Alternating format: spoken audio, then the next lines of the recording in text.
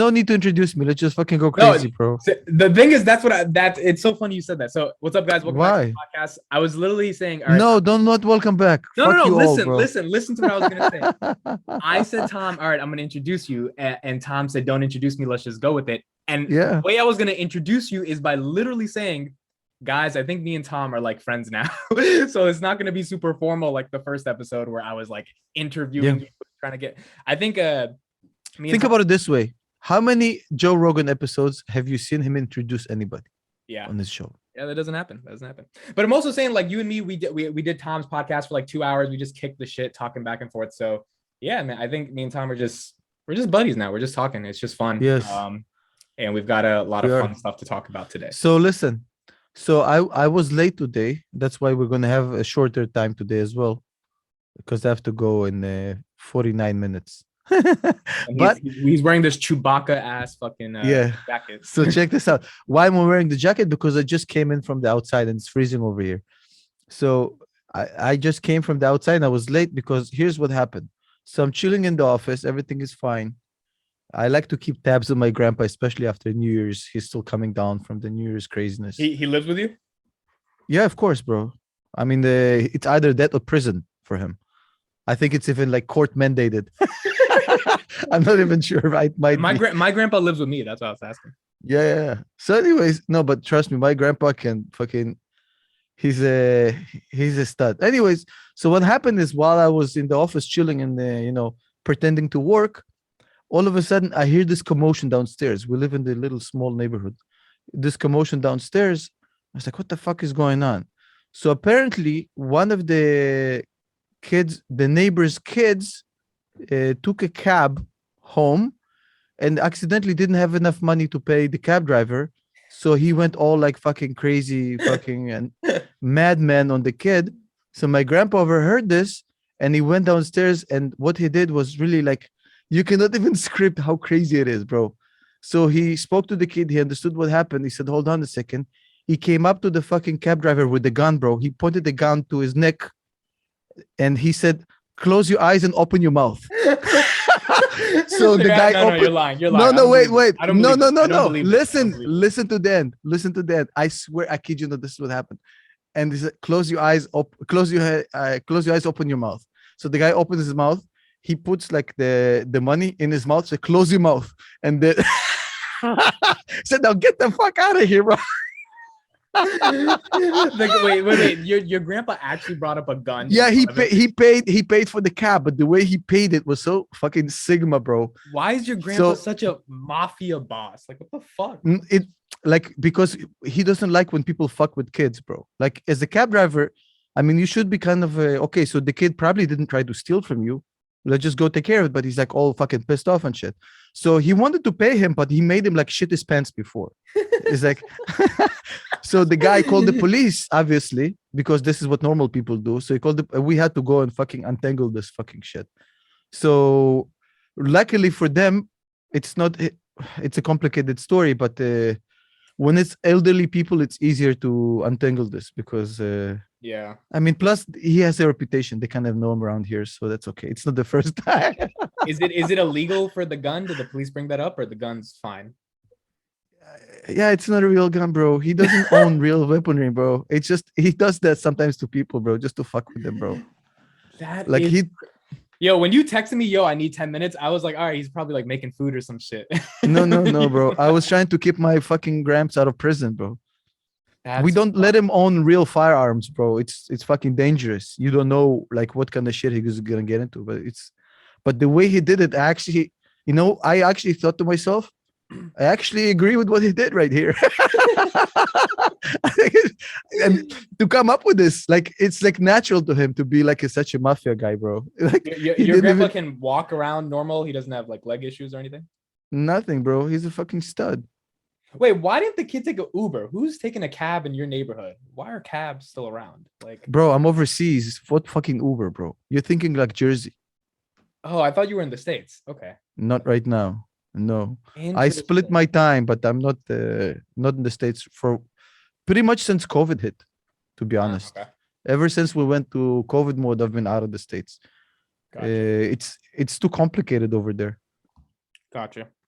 That's It's fine. Well, just that's a it's just easier. The US has not done a good job with COVID, to be honest. But nobody really did. It's a complete clusterfuck everywhere. well. Speaking of Uh, a company that actually did do a good job with COVID and distributing vaccines, that is a company we didn't get to talk about last time, which is Palantir. And since we last talked, we've had some interesting developments happen, not with the stock price, but with the hoopla around the stock yeah, itself. So I just did a video on this. You just did a video on this. Ross Gerber, manager of an ETF, manages $2 billion in capital, had some words to say about Palantir. Basically, he said they're unethical and he doesn't want the stock price to ever go up. What was your initial reaction as soon as you heard him? so first of all, listen, I worked in the financial industry.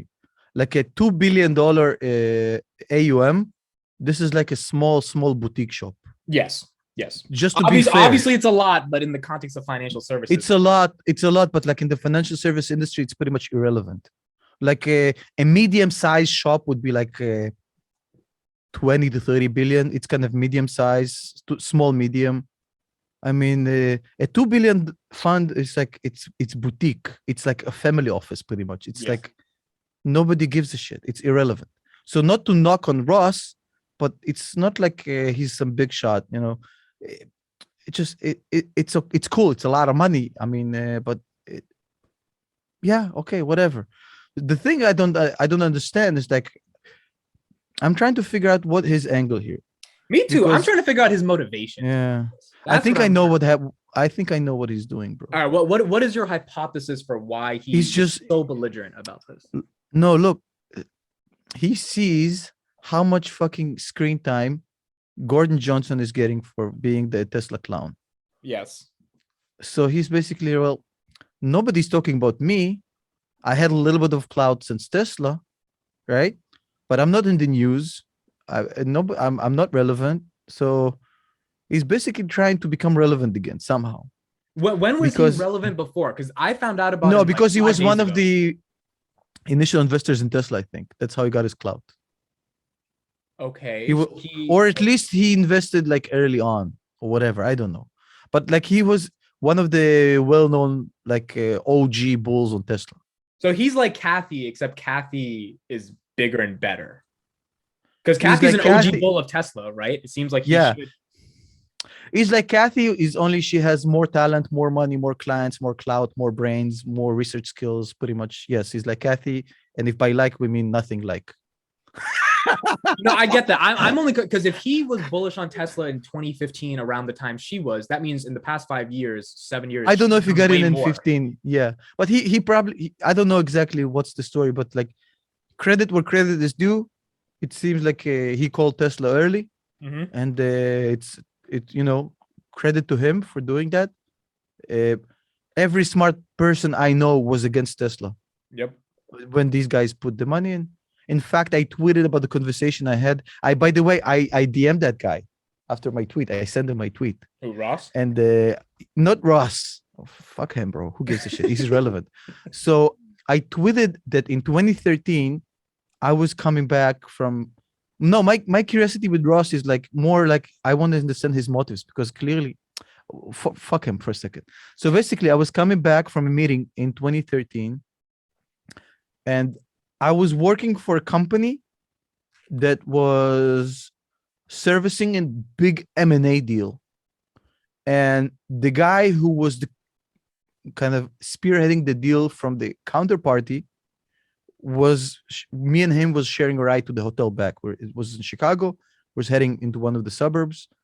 And we were just sitting in the car.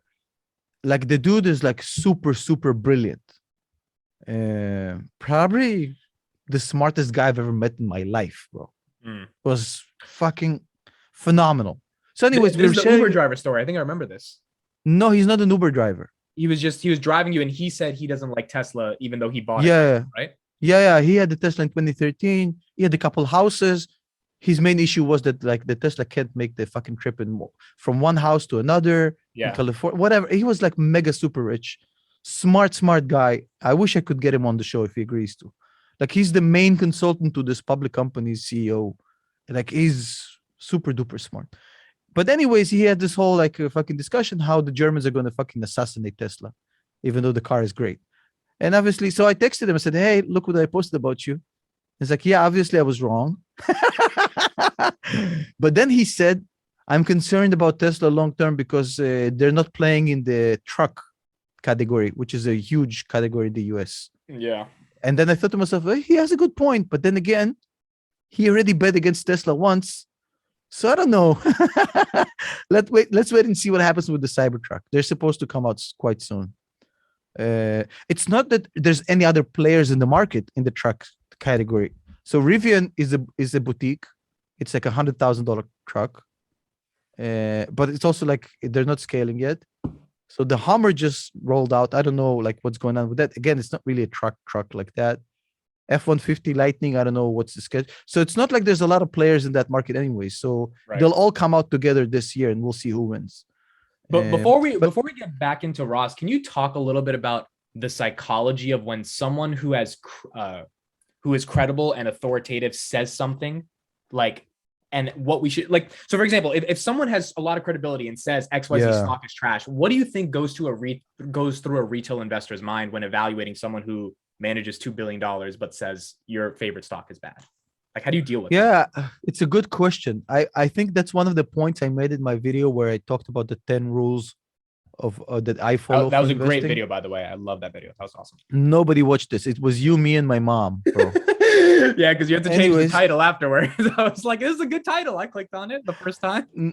Yeah, I A/B test all my titles. Yeah. So when I make a new video, unless I'm 100% convinced, I'll put like 3 or 4 variables and have a software that changes titles and thumbnails and just gives me data which one does. And that doesn't fuck with the algorithm, right? The algorithm's okay if you change the title? Fucks with the algorithm, but I think the data is valuable enough for me to fuck with the algorithm. Gotcha. Because I want to learn what works and what's not. I was in the car going to ShopRite listening to your millionaire tips. I was like, this is good stuff. I liked it. Like, yeah.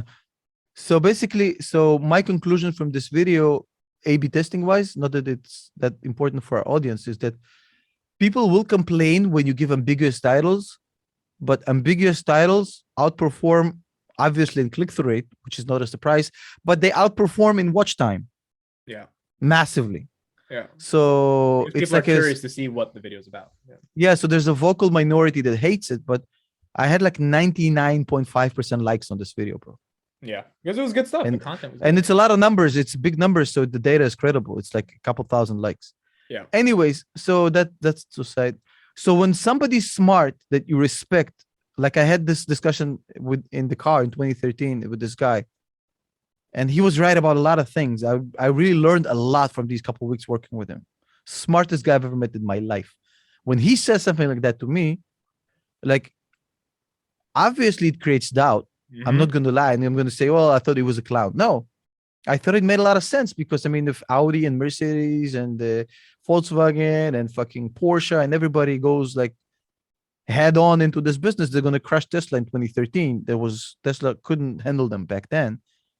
But what he failed to realize, and I kind of started understanding back there a little bit, I was like, okay, he's only right if the OEMs are not complete idiots. Right. And then I thought to myself, well, the US OEMs are complete idiots. They've already lost a couple times to the Japanese and whatnot, and they haven't really recovered since, not honestly. I was like, I wonder if the German OEMs are also complete idiots. And define because OEM real quick for someone who doesn't know what that is. The original equipment manufacturers. It's like the auto manufacturers. And then I thought to myself, well, the Germans are definitely more adaptive. But then I thought to myself, well, they're Germans. I mean, it's not an easy transition to make. Yeah. And it took me a couple of years, but I think that my overall conclusion was, I don't think anybody's moving fast enough to catch them. But I didn't put my money where my mouth was back then. Right. I wish I would have. Yeah, I didn't. I didn't back then. What do you think is the process then when Ross says this stuff and you and me are deep into Palantir, how do you, now that you're much more of a seasoned investor? Now I laugh it off. I was like, okay, so let's hear it. He's like, this is literally the worst company ever. Okay, let's hear it. This is like a subjective statement. Anybody can say this about any company. No, I have no issues with this. You can call any company literally the worst company in the world. It's a completely subjective statement. I have no problem with this. Feel free. And then I was like, okay, there's like they're like the Nazi soldiers. I was like, dude, can we get to actual objective arguments? Like where, It's okay, I like that. understand you Those don't like them. comparisons are weird, man. It's No, cringe. it's just when somebody's try harding to establish an argument, it means they're insecure about it. And they usually bring up Nazi Germany, and it's the worst example to bring up. Yeah, Like, because it's kind of a way to make your point, like to drive it home. right. So basically, it narrowed down to two arguments. His first argument, also the Trump statement was kind of ludicrous. Yes. But this was like minutia. This is like good for the video for the cloud. But his two main points was number one, stock-based comp out of control. They don't give a shit about the shareholders. And his second point was your personal information is being jeopardized and sold to the highest bidder. And then I thought to myself, well, I expected more, not in the sense that I expected him more like to be, I expected more of a challenge into fucking debunking this, because this is like a layup, bro. I was like, this goes against everything Palantir is in trouble for with the That's the thing. Silicon And then Valley. Dave pushed back on that, and then he was just like, "Oh, do you just trust them? That's BS." And I'm like, "That's just like they're a public company. If they are lying about Yeah. this mission statement, they're frauding shareholders. Like literally, Okay, so if they let are me lying about data mining and how they say they conduct their business, it's fraud. That's a not big even mistake. that. Okay, let's I'll prove it to you. So what's the best way to keep a secret, or the fastest way not to keep a secret? If there's more than one person knows something, the secret is out. It will Right. never be kept. Right. So we have thousands of people working with this ecosystem, both on the commercial side and on the government side. Thousands, maybe tens of thousands of people working on the system. You think if they were collecting personal data against their own mission statement, somebody would say something about it that's on the system and would leak this and would be like a whistleblower? Thousands of people. Nobody has ever raised this concern. From startups to enterprise to the CIA, like no one, there's never been a concern. Also, like think about it logically. If you're a data analytics company, what use do you have with private information? Right. I'm That's just the trying part to I didn't understand. understand. You're coming from this industry. I'm not. Like you're a tech guy. If you're doing data analytics, why the it's like giving my grandpa a fucking skis, bro. The man has never skied. I mean, what's the purpose of this? It's pointless. It's just it's like giving somebody who, I don't even know how ridiculous this is. Like they're trying to derive patterns based on big blocks of data. What would identifying single people's behavior or personal data would contribute to the system? I think he has such an ideological narrative that they're a for-profit CIA that he started spewing they mine data and sell it to the highest bidder. I'm just like, that's like me saying a Tesla costs $55 trillion. You'd be like, no, it doesn't. It costs 70,000. I'd be like, no, it's 55 trillion. You'd be like, what the fuck is wrong with you? Like, no, it doesn't. Like, it's just not true. It's easily verifiable. That's what makes me think that he's doing this on purpose. So the other thing what do he you think? said, Do you think he's shorting it? Do you think like? no, I don't think he's shorting. I think he has to disclose if he's shorting it, and then he goes on. At least I think he would have the decency to do. I don't think he's short. He's not a short seller in general. I've never heard of him short selling. Short selling is it's a very, it's a dying art. Most of them lose money. Yeah, and I think you have to be a really big hedge fund to actually have enough data. And those lose money. Patrick Boyle, my friend, did a whole research about this. Shorting is not effective. It's trash. So, anyways, so his second argument was that stock-based comp is diluting the company because the shareholders are being fucking ran over by the management. Only problem is that, I mean, this was already like the share count was established before the DPO, including all these options of Alex Carp. They have not issued new shares in a year. Yep. It's all in the fucking on the fully diluted basis share count. It's already there. So the company, if anything, I think he was confusing the float with the share count. Yeah. Because the float increases, okay, whatever, it doesn't really matter, because the value of every single share has not changed since the DPO, which is strange. Again, something he should have known. And then he says, well, Alex Karp doesn't give a shit about you. I mean, he clearly knows why Elon sold $17 billion worth of stock, Right. And it's the most identical story ever. It's literally the same thing. They both got their options in 2010 or 2011, and they're selling them now because they're expiring to pay the taxes. It's literally the same story, and like he doesn't understand that. That's where I think like this just it seems like he's just doing this on purpose to incite and create the division and create conflict and thereby becoming more relevant. There's weird things when people try to gain moral superiority in some ways, and he acknowledges, right? Like he doesn't think about certain types of morality, but when it comes to Palantir, it's like he got triggered in that moment, and he's like, I have to tell the world how unethical this company is, even if my narrative is false. And that's the part where I'm trying to figure out, like, who has he talked to? Because he talks to a lot of people that convinced him that you need to go on all these podcasts and just spew this type of narrative. That's the weird part to me. That's a good question. Especially because the pushback is the most common pushback in the world that Dave said, which is like, would you rather have the government do it themselves, or would you rather have a third-party technology that can at least protect civil liberties to the best extent that they can? And to that, he just didn't have an answer. He just said Bulgaria. Wait. Oh shit. Okay. Oh, I'm just looking while I was yeah. I don't know why he came up with Bulgaria. uh, can you? I think he blocked me on Twitter. Did he block? Let me check right now. Did he block me? Because I tagged him in a tweet recently. Let's see. Let's see. No, he didn't block me on Twitter. Okay. He didn't. No, but where is his tweet? Oh, he deleted the tweet that I bashed him for an hour ago. Oh, you mean that tweet where he posted some Google article, Project Maven stuff? Yeah. Oh, he did. I wish I. Oh, I didn't take a screenshot. So I'll show. Can I share screen with you to show you? Yeah, and I saw that tweet that you posted.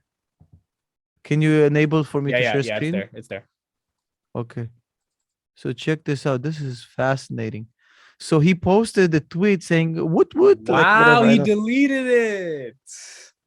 Basically, and he grabbed a few screenshots that had nothing to do with what he said. Okay, so can you describe this tweet for people who didn't see it? I wish I would have screenshotted. He basically said, "Oh, here's proof that Palantir is getting your personal data and blah blah blah," like the usual stuff that he said. And then he attached two screenshots, which I don't understand, like random shit that like what? I was like, and then I tweeted this: "Hi, my name is Ross, and I'm an addict for attention. I make claims in posts that are against everything Palantir has ever said or done. I attach random pics that don't support my claim, since I know most will not bother to read it. I have no research skills, so I post trash info." And then I fucking added his quote tweeted him, but it's gone now. Oh man, it's gone. Yeah, it's not. Yeah, I guess it's gone. So like this is so on real time. He's seen the light. He's seen the light.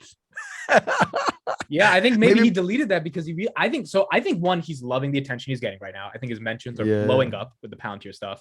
But and I think he's trying to capitalize on that. But when you call him out, someone who has some influence, I think he's like, oh wait, maybe this isn't the most important thing to put out. No, it's the quality of the call out. Yes. It's not. I didn't in my video. I didn't just say, "Oh, Ross Gerber, you're an idiot or a piece of shit." I just said, "Look, dude, this is like very low level research skills. It's either you know this and you're cloud chasing, which is kind of a weak ass move, or you don't know this, and I don't know which option is worse for you. Both of them are not good. I mean, shit." How do you reconcile business and ethics? Because one of his top holdings is Apple, and they're known to do some very, very unethical things in regards to the process of making the iPhone through the supply chain. And he can stomach that. What is your general take on how you ultimately come to a ethical investment that you can sleep well at night? Yeah, he's a classical yappy from California, bro. They all want to pretend that they're fucking you know how West Coast people are, bro. They want to pretend that they're like not all West Coast people, but I mean the rich ones. A lot of them. Mainly the billionaires and that's like it's the tech people, the tech billionaires. But that's why Elon couldn't get along in California, bro. Right. Because he's not like that. That's why Alex Karp couldn't get along in fucking Silicon Valley. Because they want to pretend like they're the most righteous, moral people ever. And I mean, honestly, they're not. Uh, I think that there's this kind of weird. How should I put it? Also, there's this weird thing about Palantir which I never understood. Um, so obviously, nobody wants government overreach, Yeah. right? I've seen this happen in my lifetime in other countries. Nobody wants that. On the other hand, you also don't want fucking, to go to a baseball game with your kids and getting blown up. Two options that are not good. It has to be somewhere in the middle. There's a really good book called The Leviathan by John Hobbes. It's a very famous book. Yep. You're kind of a tech guy, so you probably have not read it, but I come from liberal sciences originally. I know about So Hobbes, this though. is I know a lot about philosophy because I did philosophy in okay. high school. Okay, so Hobbes' best book is called The Leviathan. And in this book, he describes how we all have to give up certain freedoms of our own State in of order nature. to live, in order to live peacefully and not to fight for every meal and not to, kill each other and whatever. So we all give up basic freedoms in order for us to have like a normal survival mode where Decreasing a little bit of individualism for more collectivism at scale. That helps. yeah, and the Leviathan is basically the theoretical being that holds all these complete absolute freedoms that you give up on to basically Right. have a normal society. So all these kind of California yuppies, they're going against that. Oh, I want my a government like motherfucker. I mean, I want the government to be able to fucking find terrorists and fucking hunt them down. I'm okay with them doing that. I'm not okay with government abusing that to spy after political rivals. That's not okay. If they do that, they should go to prison. Right. But altogether, just say, well, government shouldn't be able to, NSA should not exist, or CIA should not exist, or Palantir should not exist because it works with ICE or whatever. I mean, governments are not perfect. In fact, most governments are flawed as fuck. Mm-hmm. But imagine a society with no government. Yep. I mean, totalitarian governments are crap. It's the worst of the worst. Anarchy is just as bad. Anarchy is just capitalism like rampant because everyone's going to be privatizing everything. So I lived in both. I lived in Soviet Russia. I lived in anarchy Russia post 1990, and I lived in the US. I can tell you, there's no other place on earth I'd rather live than the United States. Yeah. The US governments over the years have not been perfect, but they're better than anything else out there. And don't let these fucking California yuppies tell you otherwise. Let them go and fucking live in fucking Uzbekistan or Turkmenistan or fucking Moldova, Poland or Bulgaria. Let's see how it comes back, bro. And that's none of them want. They don't want to live in another country. They enjoy the things that the government does for them, but then they also enjoy bashing the government for doing that. And you can critique the government, but like Ross doesn't like China. I mean, you don't like China either. But you're gonna buy the iPhone because the iPhone, the benefits of the iPhone far exceed the problems with making the iPhone. So it's like if you're gonna be morally absolutist against the United States, but then put millions, hundreds of millions of dollars into a company that uses child labor to make your phone so that you can send your stupid tweets, then it seems like a very lack of nuanced analytical skills when you're thinking about this stuff. Yeah, man. And also like him, like I liked him. Like he's a Tesla bull and he fucking very vocal about China. It was very disappointing to find out.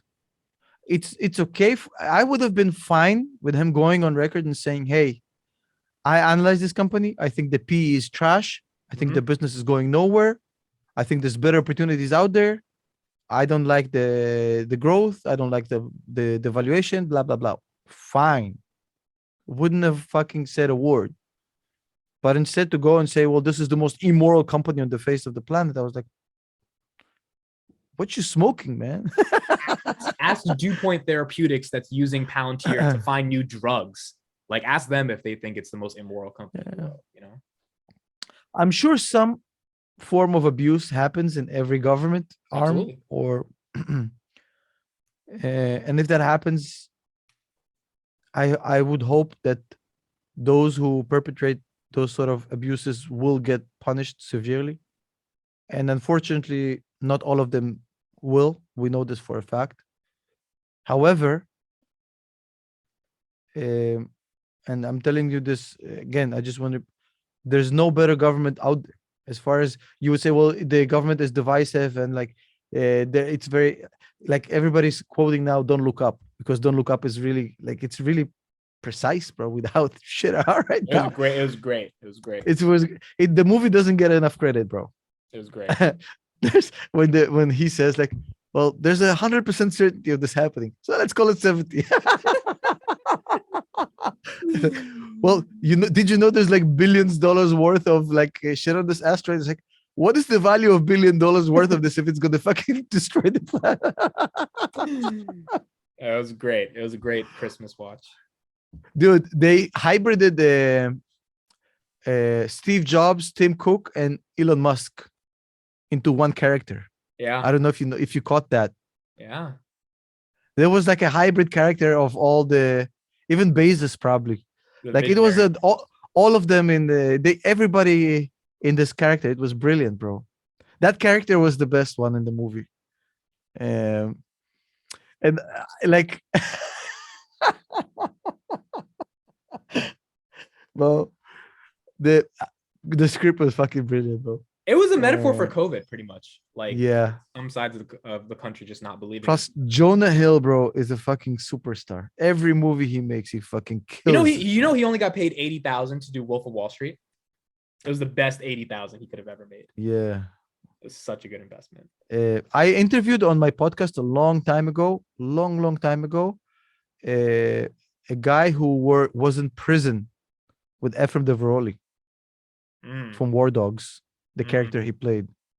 And the things he told me, man, woo! That was one of his great characters. Nobody watched fucking War Dogs. Again, a movie that didn't like go crazy, like, but that was the dude is a fucking superstar. I think the conclusion to this Raw stuff is that everyone has their own agenda, and I guess we're going to see in the next couple months if he's right about this, or if he turns into a Gordon Johnson, it'll be funny. Like, it really will. And I want to see if he keeps up the act over the next 10 years, like Gordon has. Like, that's going to be interesting to see if that happens. The problem with Gordon is he doesn't have a career. Yeah, in he's finance. not legit. He's made up. Yeah. Ross actually manages people's money, and Right. if he keeps this shenanigans up, it's going to be difficult for him because a lot of smart people will call you out. When you say stupid shit on the internet, you get called out. Yep. If you actually, If you manage billions, yeah. Yeah, if you have fiduciary duties and people cannot trust your judgment, it's going to be a problem for him. So I don't think the attention is worth the reputational hazards for him keeping this up. I agree. Okay, we got 15 minutes. I want to ask you about 2022 and inflation. Where do you stand on this? Do you agree with Cathie that we're going to have a fear of a recession and that's going to translate money into growth stocks? Do you think inflation is going to get higher than 6.8% in the next month? Like, how do you think the next 6 months are going to turn out? It's the most misunderstood quote in the history of quotes, bro. Her inflation quote is literally the most misunderstood quote of all time. Which quote are you talking about? The transitory thing? No, she never said transitory. She said deflationary. She Right. said that innovation has deflationary characteristics, which will push back on the inflationary trends. And people just misunderstood what she meant completely, which I found kind of amusing. Because I knew this immediately I knew this when people were saying, well, Tom, Cathie would disagrees with everything you just said. It's like, no, she didn't. You just don't understand what she said. Now, I don't presume to be inside her head, and I don't know the lady. I like her a lot. I don't think she's a saint, and I don't think she's a fucking oracle, but she made some really smart calls, and I really appreciate what she's done for the industry. Some people love her, some people hate her. I'm a big fan of her work, even now with everything she went through in the past year. What did you say that caused people to think Cathie and you disagree? Can you? Because I'm saying I said in my inflation, how to stop inflation. I said we're going to go to double digits next year. Okay. Because they're not doing enough to slow down. So basically, she's talking about well-documented empirical evidence that innovation is deflationary. Right. 100%. Can't argue with that. That's just fucking factual, bro.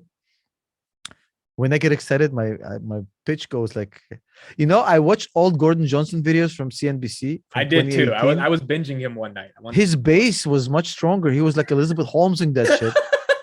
And now it's like, it's like his whole bass baritone voice is gone, bro. Like, His I'm an favorite quote is, "I analyst. think it's grossly overvalued." I'm like, why do you No, keep no. saying grossly? His Every favorite quote is, "Are you an analyst? I'm an analyst. I time? analyze companies." I might do a video called "Financial Advice That Aged Like Milk." That would be He'll, a fun video. I'll let him have a few. Anyways, so she's 100% correct that innovation is deflationary, Why? Can you and explain why? I'll explain in a second. And we're in the midst of one of the biggest innovation waves of the past 20 years, the biggest since we had since the 2000 dot-com bubble. Yes. When you have innovation, I'll give you an example. Okay. So, right. Everybody's using Uber. So when you have Uber taking over, what's happening? A lot of the redundancies that were associated with running a cab station are no longer needed.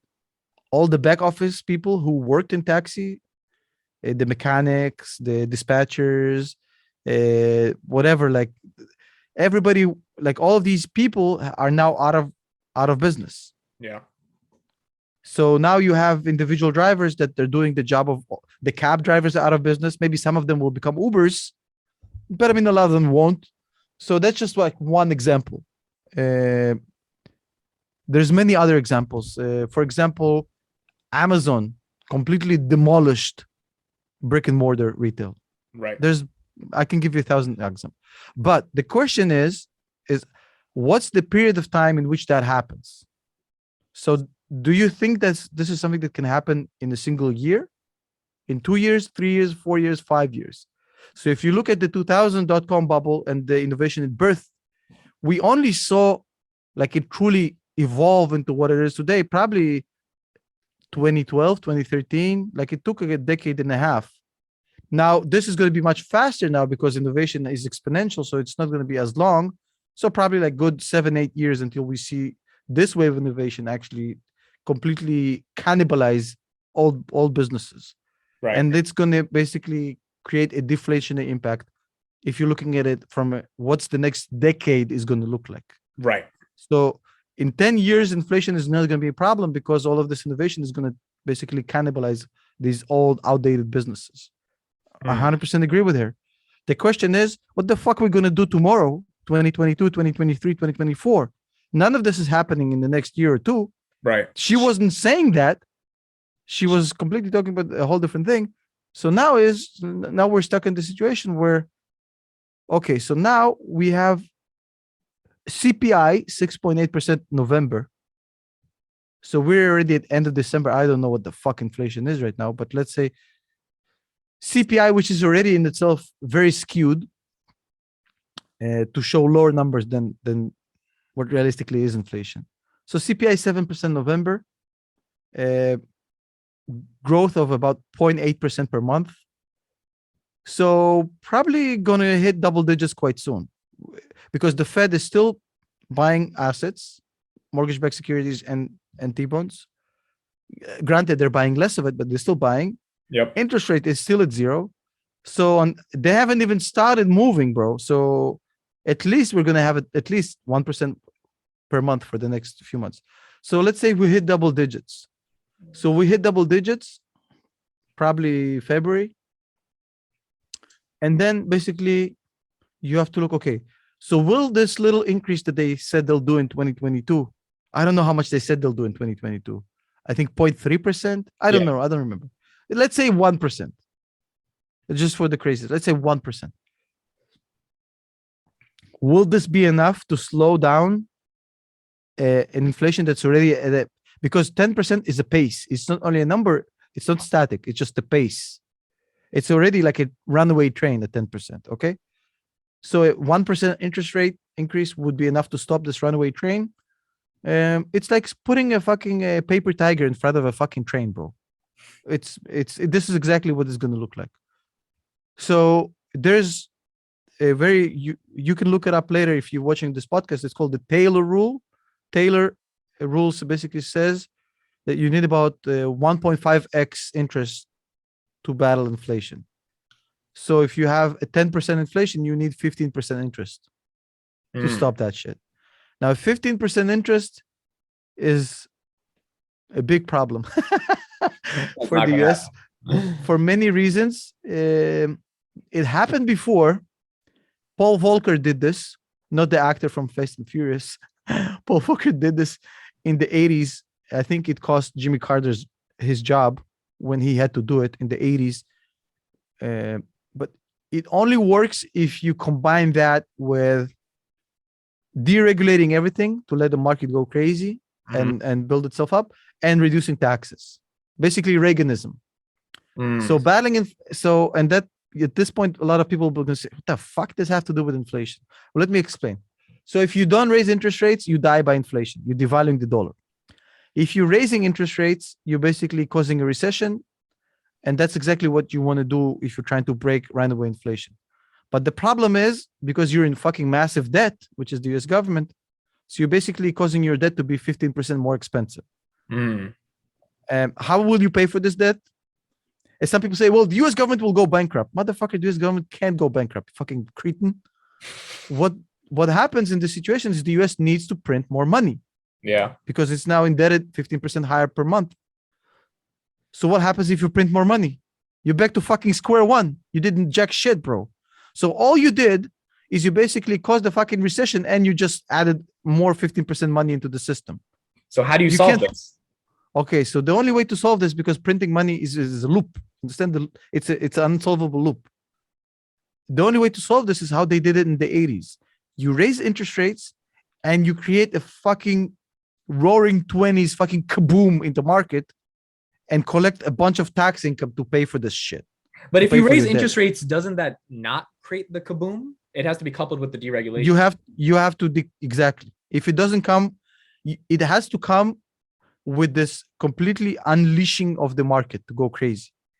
And the thing is, unfortunately, it's a very hard pill to swallow, because people seem to think that the Laffer curve is bullshit when it's not. The Laffer curve, we're getting like deep into nerd land here. It's good. I hope people appreciate it. You can put it on the screen if you edit. So the Laffer curve basically talks about how much tax you're collecting versus how much your nominal tax rate is. Okay? Okay, yeah, put the Laffer curve, one of them. Put it on the screen. You can make it bigger. Yeah, so this motherfucker was a smart dude. So the Laffer curve is basically, let's just leave it on, whatever. Okay, you see this tax revenue, tax rate. So if you increase tax rate, you increase tax revenue. That is true. However, when you get to T, which is the equilibrium point, you increase taxes, you reduce tax revenue. Why do you reduce tax revenue? Well, yeah, your brain is about to explode. How the fuck does what? Well, check this out. Because when you increase tax rate, and this has been empirically proven, there's a lot of yahoos running around saying that this is debatable. This is not, bro. I've spoken to many people who fucking work for different revenue, like tax revenue services around the Western world. So basically, when you increase tax, the nominal tax rate, you incentivize people to, and you give them more resources to put into tax planning, tax evasion, tax avoidance, relocations, and basically get away from the high tax bracket. Because now if you, like, for example, if a corporation is paying 21% in the US, and then you say, well, we're taxing you 40% now, motherfucker. So now my revenue is getting double the tax than it did before. I have way more resources to put into tax planning aggressively to relocate my headquarters and my IP to Ireland or Hong Kong. Right. And because the incentive is just too big. The problem with the Laffer curve is that if you go back on the tax rate, these businesses don't come back immediately. It takes 5 or 6 years until they come back. Because if they just fucking move to Ireland, and you just made an equal rate that what it is in Ireland, they're going to say, well, fuck it, it's the same. We already moved. Fuck you. We're not coming back. Eventually, so it doesn't reverse as fast. It's like getting fat.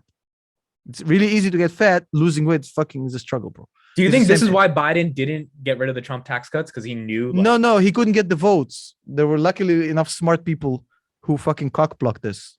luckily for the US economy. But basically, what they'll need to do when you reduce tax rates, and you deregulate the economy, and again, this administration will have a, I don't, if they do it, it's going to be the biggest clusterfuck in history. If this administration does what I'm saying, the problem is that right now the US is basically inside a democratic administration that has a fucking problem to do what I'm saying. So it's the wrong government for this sort of crisis to have. Right. I don't have a political statement about which one is better, Democrats, Republicans. They're all fucking scum, each and every one of them. All politicians are trash. But in this specific scenario when you need deregulation and increased taxes and increased interest rates to basically save yourself from this fucking inflation runaway train, it's gonna need, somebody will have to be super brave. The thing is, they'll have to work in tandem. Even if Jerome Powell grows a pair and he goes like full on Paul Volcker and commits like political suicide and does what's needed to be done, he still needs the government to fucking deregulate and reduce taxes. Right. Because if they won't, him increasing interest rates will do jack shit. That's the big problem. But it's not the US going bankrupt. Fucking cretins. It's the fact they need look up what happened in the 80s. If you don't believe me, go back and research. I'm not talking to you, to all your viewers. Go back and research Paul Volcker in the 80s, exactly what the government did, what kind of interest. Dude, the man like put in crazy interest rates, but the government worked with him. And that's how basically, like people say Reaganism, like Reaganism was born out of that whole story, bro, with Paul Volcker and everything that happened in the 80s. So are you not buying stocks then because you're expecting prices to get hit pretty badly in the next 6 months if inflation does get to double digits? Like, are you just waiting, or how do you kind of think of that? No, I'm buying my high conviction stock. Okay, so here's the thing. Paul Volcker just passed away 2 years ago, and surprisingly enough, his middle name was Adolf. I didn't know that, bro. I didn't know that either. I did not know that. Wow, man. That's crazy. Yeah, he was the Fed chair from 79 until 1987. So yeah, he was the Fed chair during Reaganism, if you think about it. But that's what saved the US from inflation. US came from a horrible 70s. Most people can remember it, like heavy stagflation in the 70s. And people think, well, Reaganism saved it. No, Paul Volcker with the Reagan administration saved the US economy. There's something similar needs to happen. So I'm buying high conviction stocks. All of my speculative plays, the ones with the like disruptors, not what you would call like people call it growth stocks, like the ones with not a lot of cash flow, which are like long-term bets. Those I'm waiting for next year, because I think the expectation of interest hikes is not aligned with what they'll have to do next year. Right. Which is not going to be enough anyways, but it will push the market down, provide better prices for me, I think. Again, I might be wrong. I mean, I'm not giving financial advice here. I'm just saying that that's my logic, which I hope is right. But I mean, I've been wrong before. But you don't see a world in which 2022 we actually experience deflation. You think it's here for the next year or two? No, there's no deflation coming. Sorry, buddy. Not in 2022. In fact, right now we're inside this pool, and there's a little boy pissing inside the pool from the fucking from the top of the fucking from the jump board, bro. Like literally pissing inside the pool, and we can't get out. That pissing boy is the supply chain shortages. They exacerbate the problem. Supply chain shortages in inflationary times is like when you have a fire that you're trying to get a hold of, and some people trying to put out the fire, and you're just adding like lighter fluid. It's just, you can't solve inflation before you take care of supply chain issues. That has to happen as well. Yeah, that would have to be a big part for us to actually see something. It has to, no. It's like a no starter without supply chain issues being sorted out. Right. All right, you got to get out of here, right? Yes, I have to go. Okay. But I gave you a good show. You can't say a good show. Thank you for being on. I kill every time I come. I kill, bro. I come with stories. I come with energy. I come with fucking nerd stuff for the nerds as well. We got everything for everybody over here, bro. We might have to make this a weekly thing, Tom. I don't know. 2022. People might like We'll it. see, bro. I also just want to say, I just crossed 2,000. You can't afford me. I can't afford you. That's true.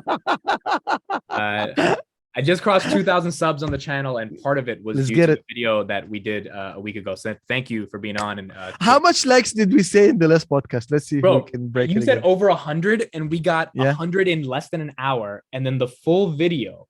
I think it's like Yes. a ridiculous number for my channel. Let's see. If we can break it again, I'll come back. 649. Okay, so if it gets 650 likes, I'll come back for a third time, bro.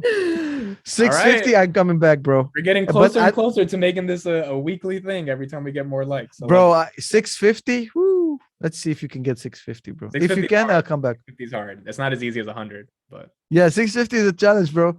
But like you're like the high pay executives. You had a good year, and this is your detriment.